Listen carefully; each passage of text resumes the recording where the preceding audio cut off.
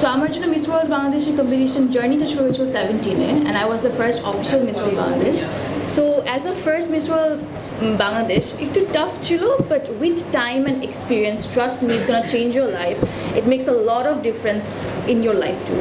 So of course I want other participants to participate this year as well. কারণ প্যান্ডেমিকের জন্য 2 বছর হয়নি, সো অনেকদিন পর এবার হচ্ছে, সো ওইটা আমাদের আরও ঠিক মতো প্রমোশন দেওয়া হচ্ছে। Thank you জেসিয়া। ঐশী, তোমার কাছে জানতে চাবো তোমার কীরকম এক্সপিরিয়েন্স ছিল এবং what are you expecting from this times contestants? Thank you. আসসালামু আলাইকুম এভরিওয়ান। প্রথমত আমি ক্ষমা চেয়ে নিচ্ছি দেরি করার জন্যে। আর মিস ওয়ার্ল্ড বাংলাদেশ আমার জন্য অনেক অনেক বেশি স্পেশাল, কারণ এটা আমার পরিচয়। এখন হয়তো বা আমি চলচ্চিত্র অভিনেত্রী, কিন্তু সেখানে আমি আমার দেশের নামকে যতটা না বহন করি, আমার মিস ওয়ার্ল্ড বাংলাদেশ টাইটেলের সাথে আমার দেশের নামটা আমি আরও বেশি বহন করি। হতে পারে অনেক বড় কোম্পানির সিইও, হতে পারে অনেক উচ্চ পদস্থ কোনো কর্মকর্তা, কিন্তু আমার এই ছোট্ট ক্যারিয়ারে আমার টাইটেল মিস ওয়ার্ল্ড বাংলাদেশ, এটার সাথে আমি আমার দেশের নাম বহন করি। তো অনেক বড় কোম্পানির সিইও বা অনেক ক্ষমতাশীল কেউ হওয়ার থেকেও আমি বেশি গর্ববোধ করি আমার দেশের নাম বহন করতে পারার কারণে। আর এখানে আসার পর অনেক বেশি এক্সাইটেড হয়ে গেছি, ওভারওয়েলমড হয়ে গিয়েছি, কারণ যখন রেজিস্ট্রেশন প্রসেসটা দেখছিলাম আমার মনে হচ্ছিল আমি ওই টাইমটা আবার রিকল করতে পারছিলাম, এবং আমার মনে হচ্ছে যে আমি কি এবার আবার পার্টিসিপেট করতে পারবো না। আসলে আমার এবং যারা কন্টেস্ট্যান্ট এবার যারা হবে, আমার মনে হচ্ছিল যে আমি কন্টেস্ট্যান্ট হতে এসেছি এখানে। আবার আমি জানি না জেসি আপুর কেমন লাগছে, এবং ফর দ্য ফার্স্ট টাইম আমি জেসি আপুকে মিট করলাম, আমার এই সুযোগ হয় নাই এর আগে। জেসি আপু ইজ দ্য ফার্স্ট ওয়ান, হ্যাঁ এর আগে দেখা হয়নি। জেসি আপু ইজ দ্য ফার্স্ট ওয়ান যে বাংলাদেশকে রিপ্রেজেন্ট করেছিলেন, এবং আমি বলবো she did a great job. কারণ প্রথম হয়ে মানে একটা রেস শুরু করা, মানুষকে পথ দেখিয়ে দেওয়া, সেটা অনেক বড় দায়িত্ব এবং সাহসের বিষয় বলে আমি মনে করি, যেটা সে করে দেখিয়েছেন আমাদের সবাইকে। সো তার জন্য আমরা সবাই একটা হাততালি দিই। এরপরে দ্বিতীয়তে গেলাম আমি। কঠিন ছিল, এক্সাইটিং ছিল, তবে একটা লাইফ টাইম এক্সপিরিয়েন্স ছিল। এবং বিউটি পেজেন্ট বলতে আমরা যেটা বুঝি, শুরুতেই গ্ল্যামার মাথায় চলে আসে, বাহ্যিক সৌন্দর্য মাথায় চলে আসে, কিন্তু beauty pageant is not all about being a model, it's not about being a heroine, it's about being the best at your own job. এর মোটো এটা না যে মিস ওয়ার্ল্ড বাংলাদেশ থেকে বের হলেই মডেল হতে হবে, সিঙ্গার হতে হবে, নায়িকা হতে হবে। এটা আমার প্যাশন, আমি হিরোইন হয়েছে, জেসি আপুর প্যাশন, সে মডেল হয়েছেন। কিন্তু কেউ যদি ইঞ্জিনিয়ার হতে চায়, কেউ যদি ডক্টর হতে চায়, pageant will help you to be the best at your own job. Because it will teach you how to be confident, how to be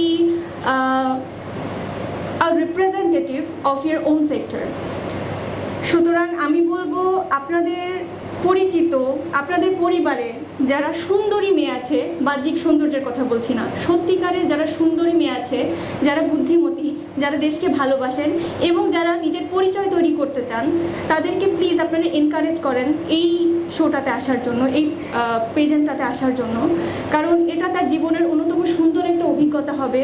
সে নিজের দেশের প্রতিনিধিত্ব করার সুযোগ পাবে এবং একটা মেয়ে নিজের পরিচয় গড়ে তোলার সুযোগ পাবে।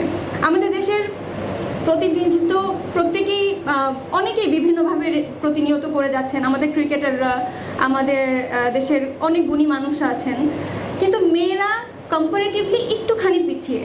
সুতরাং যাতে মেয়েরাও এই দেশকে রিপ্রেজেন্ট করার বিষয়ে পিছিয়ে না থাকে, সেজন্য আপনাদেরকে এগিয়ে আসতে হবে, আপনাদেরকে এনকারেজ করতে হবে। এবং আমি আমার অভিজ্ঞতা থেকে বলছি, সত্যিই ভালো অভিজ্ঞতা। মিডিয়া বলতে, পেজেন্ট বলতে যে ভয়গুলো মানুষ পায়, I am being very frank, যে ভয়গুলো মানুষ পায়, সে ধরনের কোনো কিচ্ছু আমি ফেস করিনি। এবং আলহামদুলিল্লাহ আমি গর্ববোধ করি এই বিষয় নিয়ে, কারণ তারা অভিভাবকের মতন ছিলেন যতদিন প্রোগ্রামটা চলেছেন, এমনকি খারাপ কিছু আশেপাশে ঘেঁষতেও দেননি। আমি মেক শিওর করছি, এবং সবথেকে বড় কথা ভালো খারাপ নিজের কাছে। সুন্দরী মেয়েরা জানে নিজেদেরকে কিভাবে প্রোটেক্ট করতে হয়, কিভাবে ভালো থাকতে হয়। যে কোনো সেক্টরে ভালো খারাপ থাকা যায়, ভালো খারাপ হওয়া যায়, ভালো খারাপ নিজের উপরে।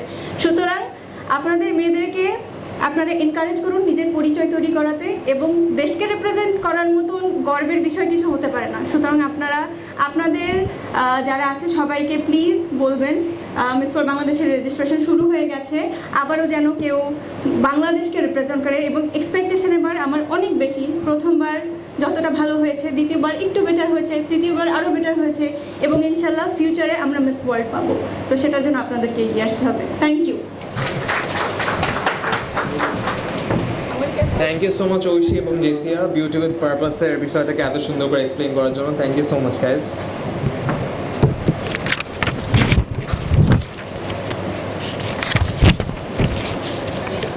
Now it's time for the most exciting announcement. এত সুন্দরীর মাঝখান থেকে কারা বেছে নেবে আমাদের কাঙ্ক্ষিত বিশ্ব সুন্দরীকে, কারা তাদের ঘাড়ে নেবে এই গুরু দায়িত্ব। সো লেটস অ্যানাউন্স আমাদের এইবার মিস ওয়ার্ল্ড বাংলাদেশ 2022 এর জাজ কারা হচ্ছেন। সো শুরুতেই বিউটি উইথ পারপাস, যার পুরোটা জুড়ে আমাদের একাধারে অ্যাক্টর, ডিরেক্টর, অন্টারপ্রেনিউর এবং সোশ্যাল অ্যাক্টিভিস্ট, আমাদের সবার icon Sara Zaker ma'am. Dancing, modelling, acting, যিনি সবগুলোতেই পটু এবং যিনি সবগুলোতে সেরা, আমাদের সবার পছন্দের forever evergreen, the most beautiful, the iconic Sadia Islam Mou আপু। এছাড়াও আমাদের সাথে আরও এক্সাইটিং জাজেস যুক্ত হবেন, that would add to your surprises, আমরা পরে জানাবো। কিন্তু এখন যেহেতু আমাদের মাঝখানে সাদিয়া ইসলাম মৌ আপু আছে, মৌ আপু can be please have you up on stage.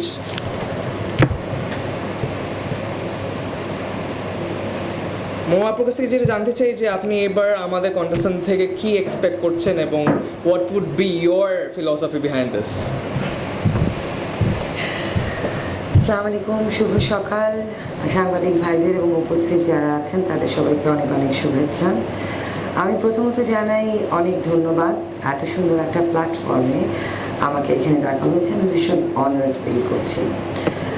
আর এইবারের যেটা আমি শুনলাম বিউটি উইথ পারপাস, এটা আসলেই অনেক বড় জিনিস। আমি মনে করি যে আমাদের দ্বারা, নারীদের দ্বারা এমন কিছু নেই যে আমরা করতে পারি না। এগিয়ে যাও নারী, তুমিই পারবে সব কিছু করতে। এবং আমি বিশ্বাস করি শুধু বিউটি না, আমাদের আরও অনেক কিছু করার আছে পৃথিবীতে। এবং অবশ্যই তোমার যারা যারা পার্টিসিপেন্ট তোমরা এখনও রেজিস্ট্রেশন করোনি, তোমাদের জন্য আমার অফুরন্ত আদর, ভালোবাসা এবং অনেক অনেক দোয়া রইল। ভালো থাকো সবাই, ধন্যবাদ। মৌ আপু